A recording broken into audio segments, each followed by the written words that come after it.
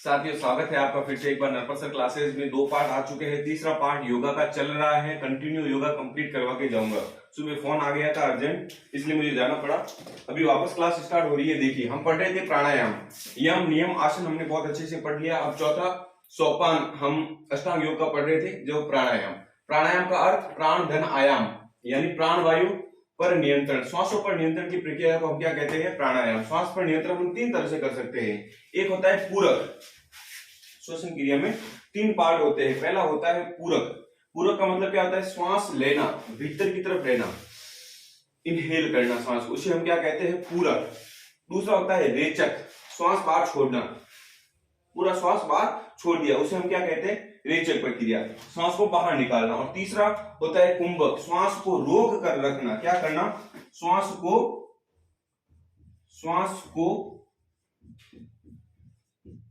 रोक कर रखना,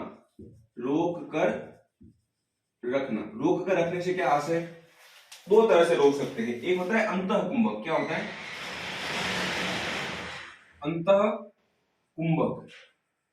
एक होता है बाह्य कुंभक। क्या होता है? बाह्य कुंभक। बाह्य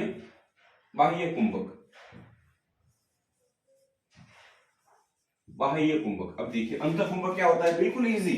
अंतः कुंभक, अंदर की तरफ सांस लिया और रोक दिया, ये अंतः कुंभक। बाहर की तरफ श्वास छोटा और रोक दिया, बाह्य कुंभक। तो श्वास श्वसन प्रक्रिया के 3 प्राणायाम के 3 पार्ट हो गए। प्राण धन आयाम, प्राण पर नियंत्रण 3 तरीकों से कर सकते हैं। पहला है पूरक, दूसरा है रेचक और तीसरा है कुंभक। श्वास लेना भीतर की तरफ, पूरक प्रक्रिया। श्वास छोड़ना,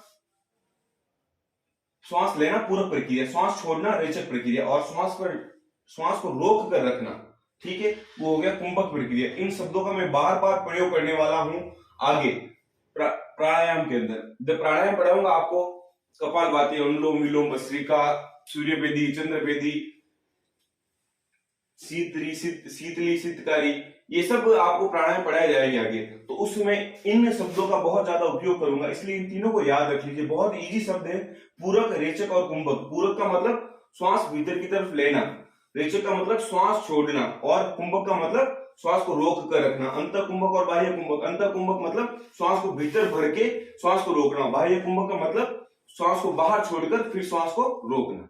बाहर छोड़ दिया, पूरा हवा बाहर निकाल दी, अब रुक जाना है, वापस ब्रीथ नहीं लेनी है, ठीक है। तो मैं इसको मिटाता हूं। आगे 5वां सोपान पढ़ते हैं। यम नियम आसन प्राणायाम हो गया। प्रत्याहार, प्रत्याहार पढ़ते हैं।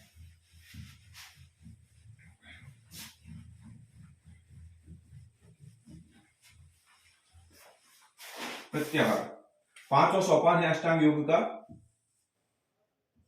प्रत्याहार,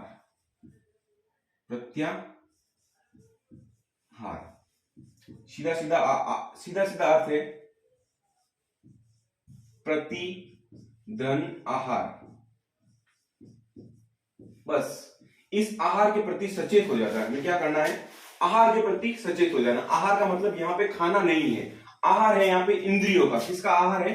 इंद्रियों का। इंद्रिय आहार, इंद्रिय मतलब हमारी जो इंद्रिया है, जो इंद्रियों का आहार है, हमारी जो इंद्रिया है। इंद्रिया क्या है? हमारी इंद्रिया, हमारी इंद्रिया क्या है? ये इंद्रिया, मात्रा पे मत जाइए, मात्रा की गलतियां होती रहती है। इंद्रिया, देखिए, इंद्रिया मतलब आंख, कान, नाक, जीभ, त्वचा। अब देखिए, आंख, कान, नाक, जीभ, त्वचा, और एक होता है यौन इंद्रिय। एक होता है यौन इंद्रिय, ठीक है, यौन इंद्रिय जो भी होता है। देखिए, इनके ऊपर, इनके आहार के ऊपर नियंत्रण करना। अब क्या करना है? इनके जो हमारी इंद्रिया है, प्रत्याहार के अंदर हमें क्या करना है? प्रत्याहार के अंदर इन इंद्रियों का जो आहार है, ये जो हमारी इंद्रिया है, 5 इंद्रिया बताइए मैंने, आंख, कान, नाक, जीभ और त्वचा। अब मान लो हमारी आंख बोल रही है कि नहीं, हमें अच्छे अच्छे दृश्य देखने हैं, ठीक है, तो इनके ऊपर कंट्रोल करना, आंख के ऊपर, और यही सोचना है कि अगर मैं दृश्य देखूंगा तो भगवान के देखूंगा, क्योंकि आत्मा को मिलना किससे है? परमात्मा से। यानी मैं मेरे आंखों में अगर सपने हो गए तो भी किसके? भगवान के। अभी तो आपको माँ बाप के सपने पूरे करने हैं, ठीक है, पर आंखों में, या जब हम योग की बात कर रहे हैं तो आंखों में अच्छा जैसे बाहर घूमना है, कोई नजारा देखे, मूवी देख के आते हैं, नहीं, बिल्कुल नहीं देखना है। योग कर रहे हो, ईश्वर को प्राप्त करना है, तो आंखों के ऊपर क्या रखना पड़ेगा? नियंत्रण। आंखों का आहार क्या है? देखना। ये आंखों का क्या है? आहार है। इस आंखों के आहार के ऊपर हमें क्या करना? नियंत्रण करना। कान का आहार, अच्छे अच्छे गाने सुने, अच्छे अच्छे गाने नहीं सुनने, अब हमें भगवान के भजन सुनने हैं। अगर भगवान की कोई कथा है, वचन है, उनको सुनना है, ठीक है। तो कानों के ऊपर, जो कानों का आहार है, उनके ऊपर क्या करना है? नियंत्रण करना है, ठीक है।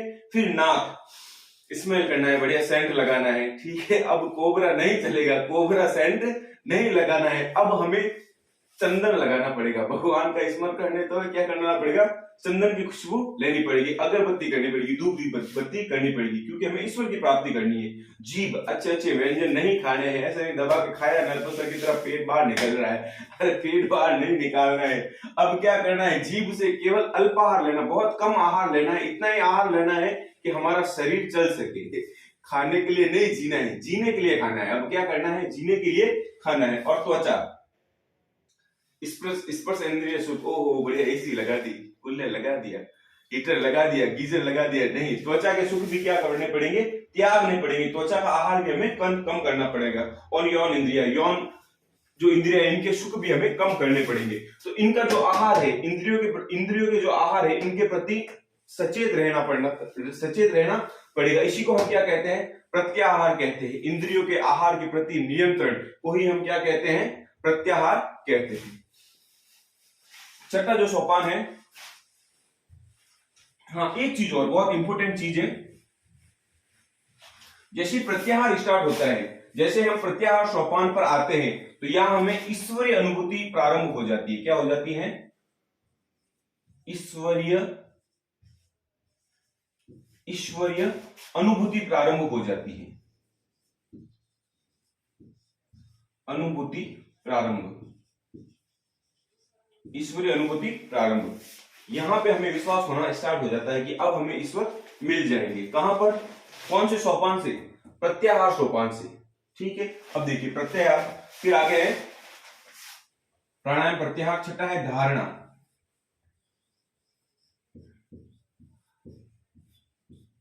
धारणा करनी हमें, एकाग्रता की धारणा,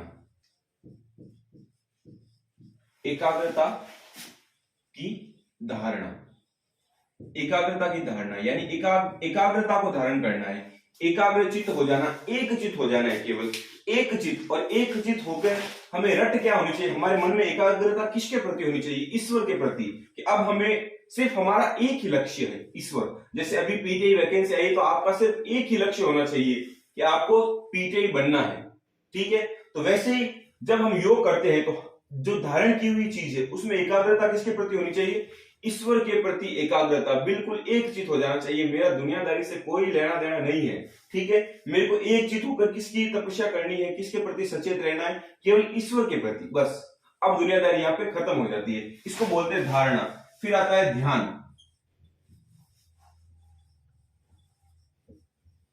ध्यान, देखिए ध्यान क्या होता है? बिल्कुल इसी चीज है।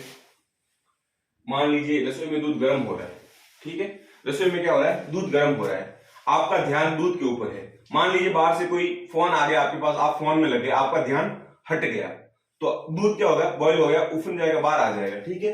वैसे आपका ध्यान हटा, तो ध्यान का मतलब यही है, यहाँ पे मन को एक जगह पे लगाना है। मन को क्या करना है? एक जगह पे लगाना है। जैसे अभी आपका मन नरपत सर की क्लास देखने में लगा हुआ है, क्योंकि आपको क्या बनना है? पीटीआई बनना। आपने ये चीज धारण कर रखी है, एकाग्रचित होकर लक्ष्य धारण कर रखा है आपने कि हमें पीटीआई बनना ही बनना है। तो वैसे ही ध्यान लगाना है। क्या करना है? बिल्कुल ध्यान। ध्यान का मतलब आपको मानसिक रूप से, बिल्कुल मानसिक रूप से सचेत रहना है, ठीक है। मानसिक सचेतन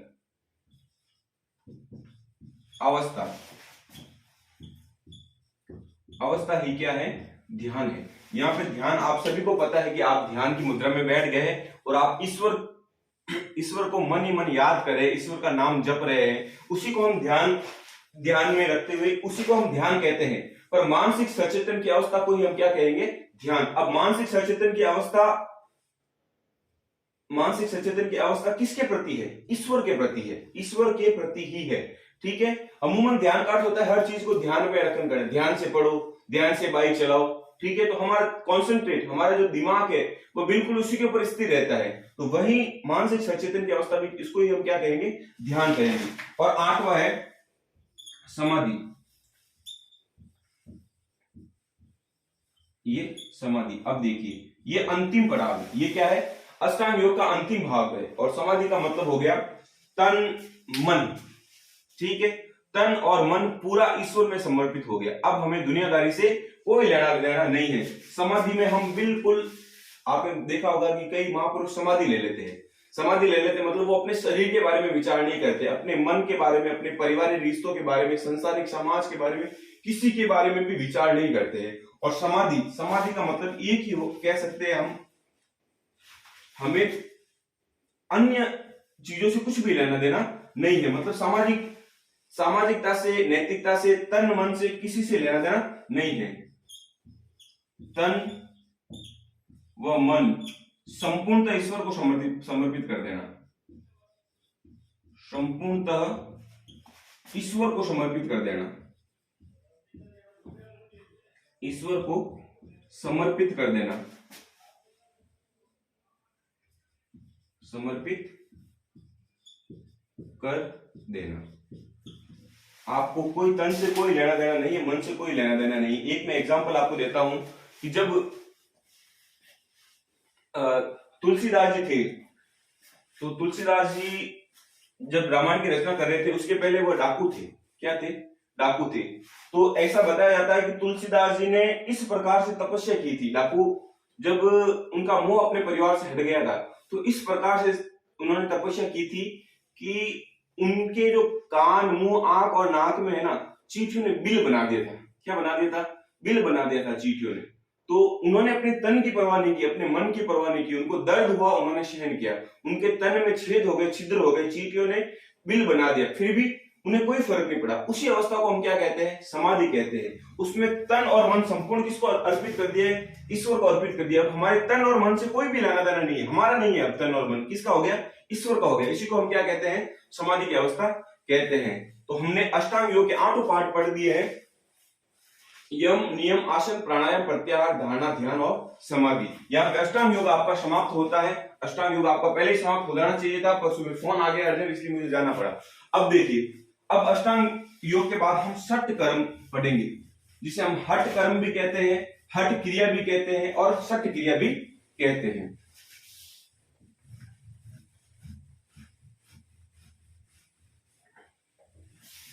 षट कर्म, हठ क्रिया क्या है? देखिए,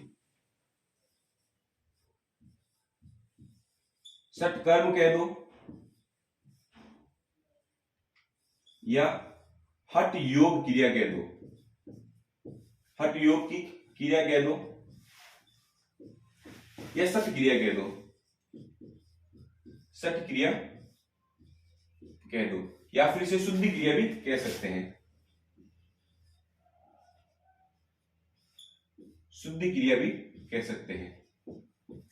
नाम से पता चल रहा है शुद्धि क्रिया षट कर्म के कितने पार्ट होने वाले हैं? 6 पार्ट होने वाले। कितने पार्ट होने वाले? 6 पार्ट होने वाले हैं। देखिए, शरीर की शुद्धि के लिए 6 कर्म या 6 क्रियाएं बताई गई है। वो कौन कौन सी है? पहला है नेति, दूसरा है धोती, तीसरा है बस्ती,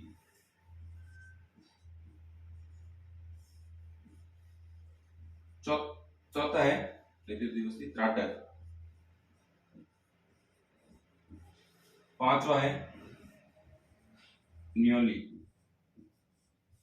और छठा है कपालभाति। कपालभाति। अब देखिए, याद करने का वही सीक्वेंस है, बिल्कुल क्रम से याद करना है। नैति, धोती, बस्ती, त्राटक, न्योली, कपालभाति। नैतिक, धोती, बस्ती, त्राटक, न्योली और कपालभाति। अब देखिए, नेति धोती बस्ती है, ठीक है, बस्ती है, बस्ती भी कहते हैं पर बस्ती याद रखिए आप लोग। नेति धोती बस्ती, काटिक नली और कपालभाति। अब देखिए सबसे पहले किसको पढ़ना है, नेति को। नेति क्या होता है, नेति को पढ़ते हैं। सबसे पहले नेति को पढ़ रहे हैं तो आप एक बार देख लीजिए, 6 को 6 नोट कर दीजिए। आप जब जो भी चीज मैं पढ़ाता हूं ना, आप एक बार रजिस्टर में पहले एक बार वीडियो देख लीजिए, फिर दूसरी बार वीडियो को स्टार्ट करके साथ में रजिस्टर में एज ए नोट्स रूपी बनाते जाइए। बाद में मैं इसकी पीडीएफ दे दूंगा, आपको बिल्कुल इजीली समझ में आ जाएगा। और फिर क्वेश्चन करने के बाद तो आपको जो मैं लास्ट ईयर के लास्ट जो क्वेश्चन पेपर हुए थे ना, उनके मैं आपको क्वेश्चन करवाऊंगा ना, तो आपको बिल्कुल इजी लगेगा कि ये तो मेरे को बिल्कुल इजीली आ रहा है।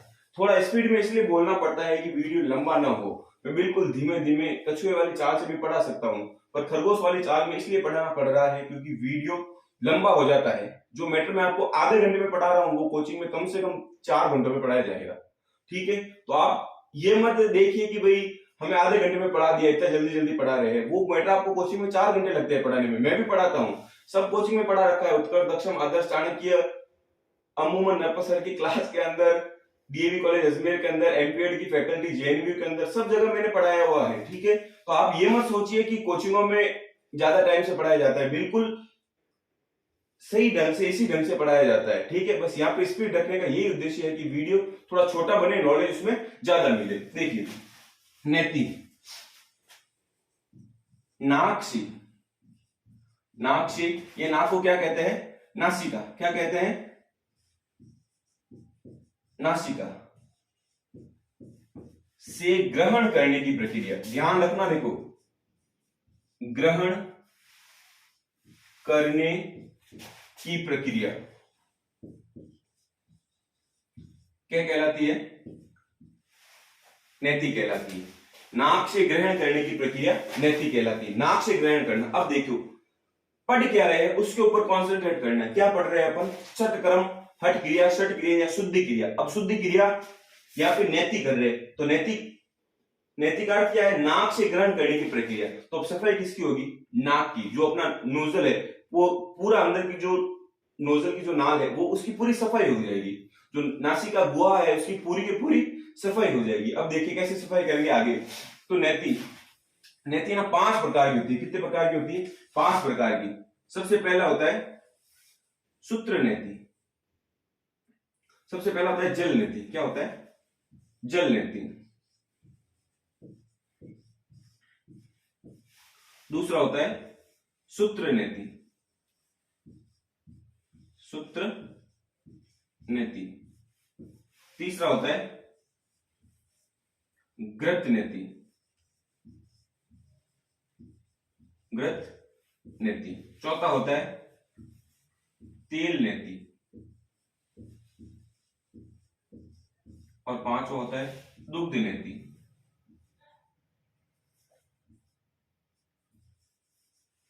दुग्ध नेति।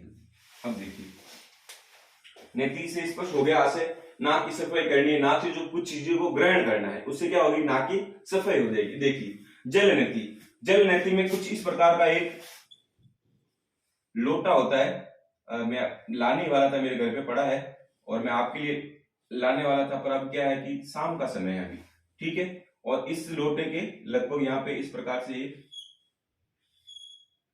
ये देखिए, बस इस प्रकार से इसके अंदर जल भरा हुआ होता है। देखो जल कैसा होना चाहिए, जल होना चाहिए 1 लीटर। कितना होना चाहिए, 1 लीटर। 1 लीटर पानी है, हल्का सा गुनगुना होना चाहिए। कैसा होना चाहिए, हल्का सा गुनगुना। और इसके अंदर 10 ग्राम सेंधा नमक होना चाहिए। क्या होना चाहिए, सेंधा नमक। वापस देखिए रेशियो क्या होना चाहिए, जल होना चाहिए 1 लीटर और उसके अंदर कितना ग्राम, 10 ग्राम सेंधा नमक, काला नमक होना चाहिए। पानी हल्का सा गुनगुना होना चाहिए। कैसा होना चाहिए, बिल्कुल गर्म नहीं होना चाहिए, गुनगुना।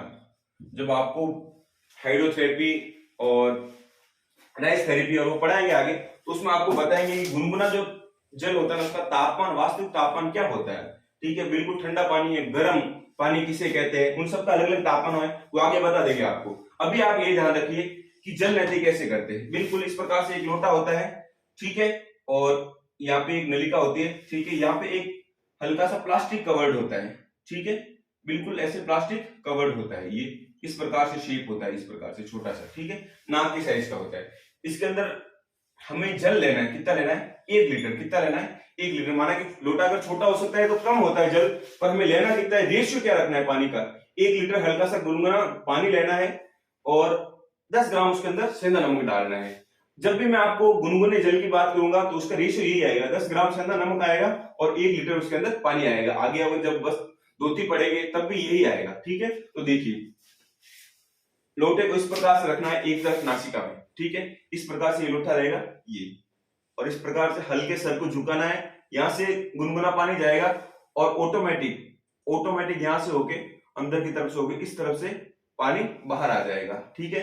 इसमें हमें ध्यान रखना है कि मुंह खुला रखना है। क्या करना है, मुंह खुला रखना है इसे, और मुंह से श्वास लेते रहना है, मुंह से श्वास लेते रहना है, नाक से श्वास बिल्कुल नहीं लेना, नहीं तो पानी अंदर की तरफ चला जाएगा, श्वसन नलिकाओं में चला जाएगा। हमें मुंह से सांस लेते रहना है और इस प्रकार से नाक की सफाई हो जाएगी, गुनगुने पानी से नाक की सफाई हो जाएगी। उसे हम क्या कहते हैं, जल नेति कहते हैं। बिल्कुल इजी है, जल नेति। नेति के 5 प्रकार है। पहला प्रकार कौन सा है, जल नेति। जल नेति के अंदर पानी का रेशियो, पानी कैसा होना चाहिए, हल्का सा एक गुनगुना पानी होना चाहिए 1 लीटर और उसके अंदर 10 ग्राम सेंधा नमक होना चाहिए। देखिए सेकंड पार्ट है सूत्र नेति। सेकंड पार्ट क्या है, सूत्र नेति। सूत्र नेति के अंदर एक धागा होता है, जैसे अपने सफेद धागे नहीं होते, बिल्कुल सफेद कलर के धागे होते हैं, ठीक है। ये देखो जैसे मेरी विसल का धागा है, ये ऐसा धागा है, इसका थोड़ा सा कड़क धागा होता है। व्हाइट कलर के जो धागे होते हैं उनको पिरो के बिल्कुल एक हल्का सा इस साइज की डोरी बना दी जाती है, ठीक है।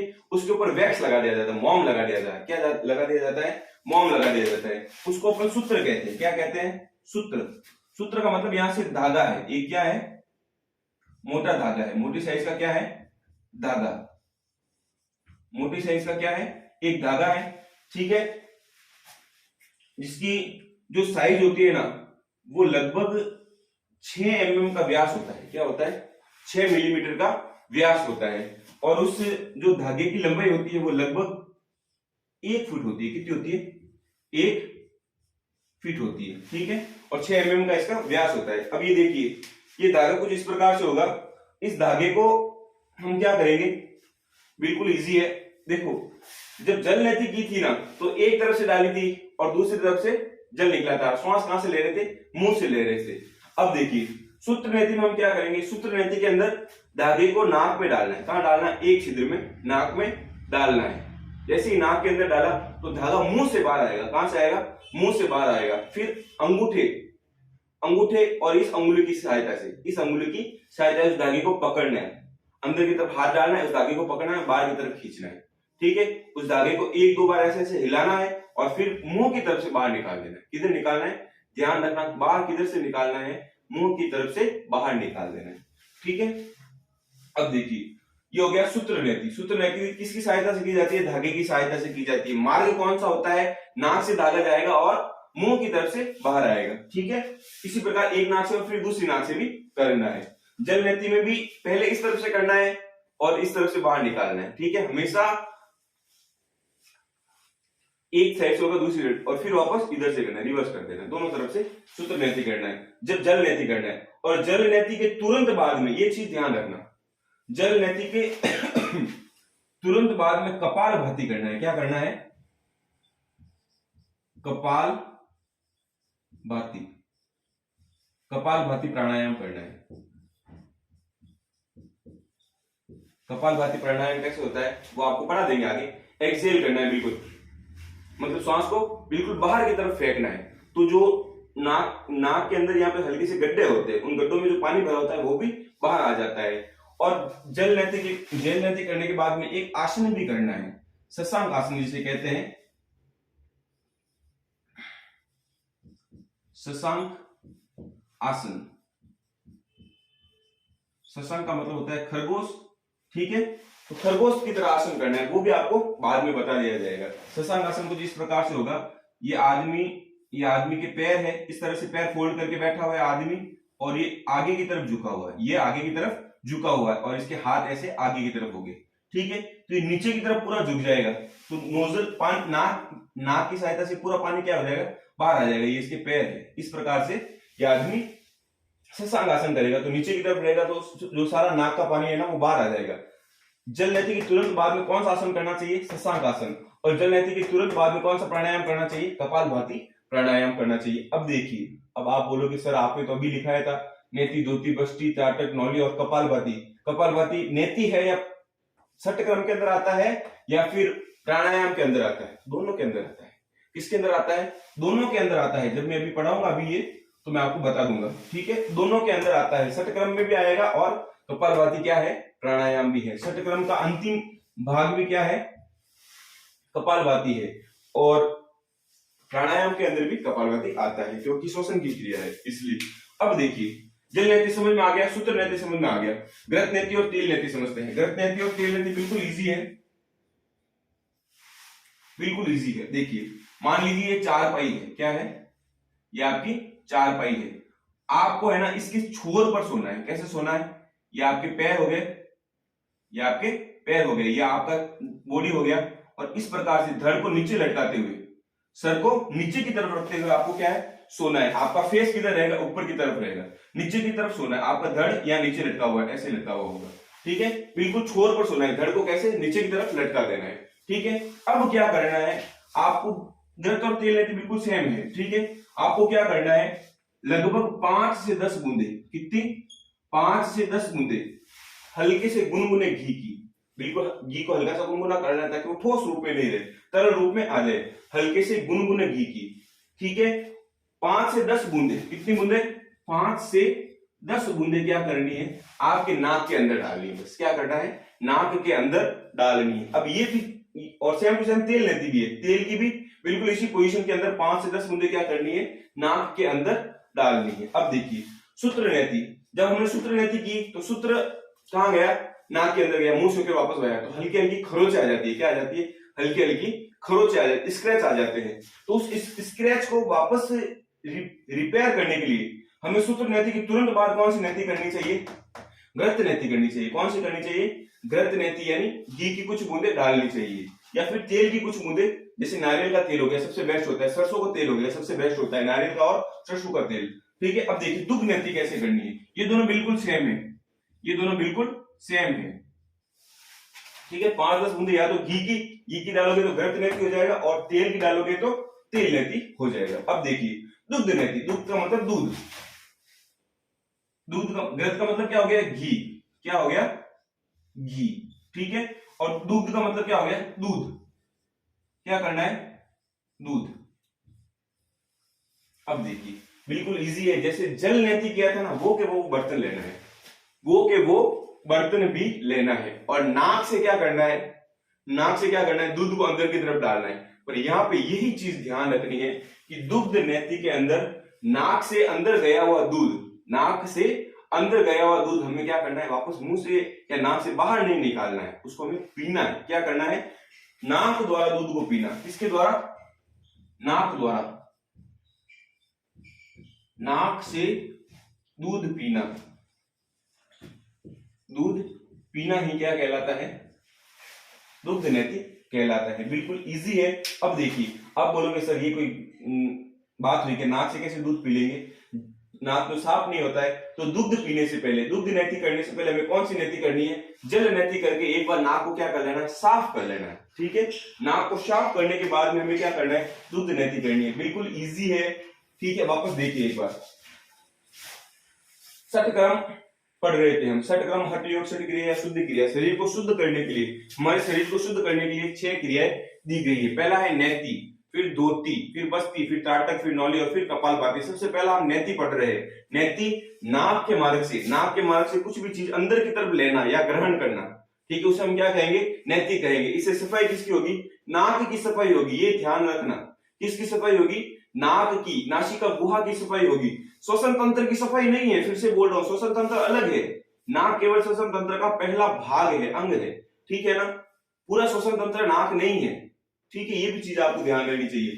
तो नाक या नासिका से ग्रहण करने की प्रक्रिया को क्या कहते हैं? नैति कहते हैं। नैति से नाक, नासिका गुहा को साफ किया जाता है। नैति में 5 नेति होती है, जल नेति, सूत्र नेति, घृत नेति, तेल नेति और दुग्ध नेति। जल नेति, जल नेति में क्या होता है, एक बीकर जिसके अंदर कीप लगा होता है, फनल लगा हुआ होता है, इस बीकर को लेना है, इस बीकर के अंदर पानी भरना है। इस पानी का रेशियो क्या होना चाहिए, अनुपात क्या होना चाहिए, 1 लीटर गुनगुना पानी, उसके अंदर 10 ग्राम सेंधा नमक होना चाहिए। फिर एक तरफ से नासिका से डालना है, दूसरी तरफ से बाहर निकालना है, ठीक है। फिर वापस इधर वाली नासिका से डालना है, वापस इधर बाहर निकालना है। श्वास कहां से लेना है, मुंह से लेना है। उस समय श्वास कहां से लेना है, मुंह से श्वास लेना है। हो सकेगा मैं कल प्रैक्टिकली भी करके आपको दिखा दूंगा, ठीक है। फिर देखिए सूत्र नीति।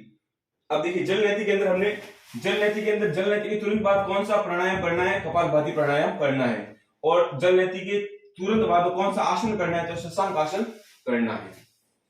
समझ में आया, समझ में आ गया होगा, उम्मीद है समझ में आ गया होगा।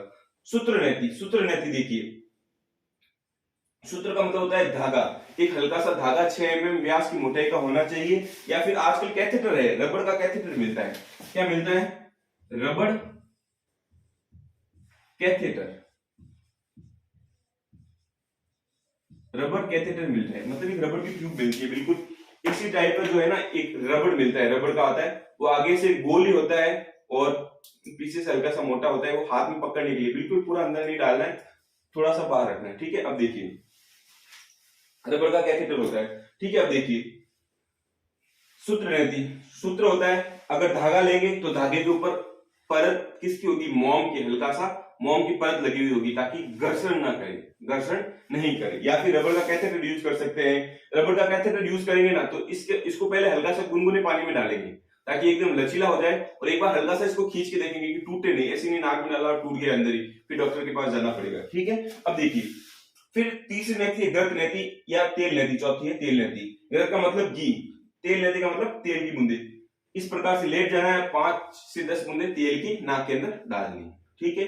वापस बाहर नहीं निकालनी, नाक के अंदर मुंह से अंदर चली जाएगी, कोई फर्क नहीं पड़ेगा उससे, ठीक है। अब देखिए पांचवा नीति है दुग्ध नीति। दुग्ध नीति में यही ध्यान रखना है कि दुग्ध नीति से पहले नाक को साफ करने के लिए जल नीति करनी है, और दुग्ध नीति में यही ध्यान रखना है कि नाक से दूध को सीधा पीना है। क्या करना है, नाक से दूध पिएंगे और सीधा कहां जाएगा, मुंह के अंदर जाएगा।